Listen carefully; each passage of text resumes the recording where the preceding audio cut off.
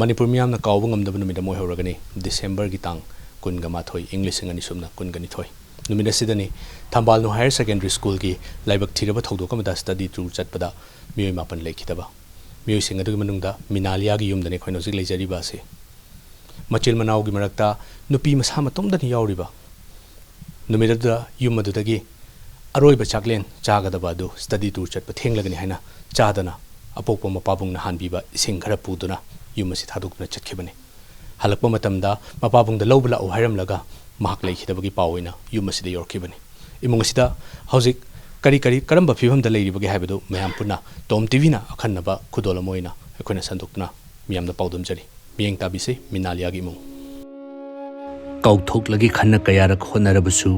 kaoba ngamlaruidaba numit ama oina adumak lengdana lehoragani December 12 English ngani subna kungani thoi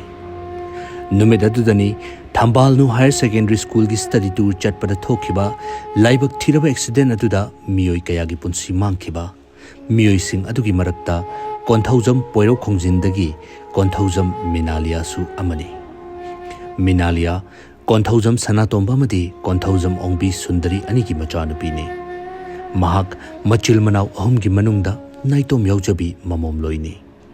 Minalia gi apokpa sanatomba diabetic patient ama oibna ka hena akanba thabak suba ngamjade maramaduna imung asida kharada oirabasu mating oinaba Minalia na fi saduna mating pangnaba hona jaramkhe laibak thiba thodok adu thokadaba numit adugi ayuk anganbadagi hawgatuna Minalia luisinba horakhi imung manungi mioi singna chanaba chak fauba nauribi khucha sing aduna thongduna thamlamkhi chalamdai gi matamda apokpa sanatombana chak khara charaga chatnaba haibada mahak study tour chatpada oina charage Hiramlaga yum aduda makhutmakna thonglamba Aroiba chaklen adu fauba chadana chatkhe Aroiba oina chatlamdaida apokpa sanatombana ising bottle amakhak hapikhiba aduna Aroiba oikhe madi iminti webda ampamam ma iskun jalo hala phi amu sa nimdangin baro tirobo phi sai la ngatang paro nugo nong ale iskun jakhiba hawgalaga ai chanau di chadu unauthorized drega thiengena ma papa chakhida unauthorized man chakhiba je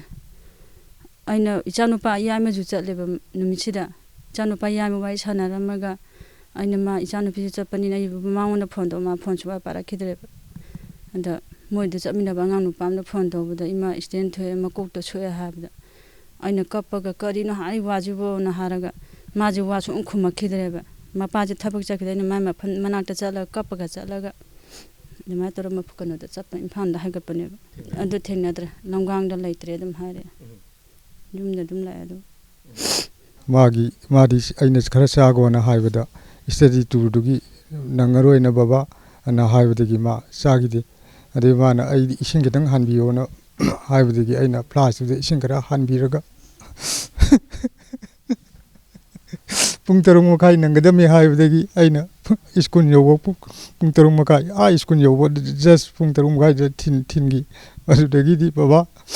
ai lobu law ko baba phone thadokanu ai phone toraki baba ana haraga adumaina haigi adugi wana thenebada mana sibagi pawena phone toraki ishagi damakta mayamna mateng pangbirakpajugo aina haingai leitana thagasari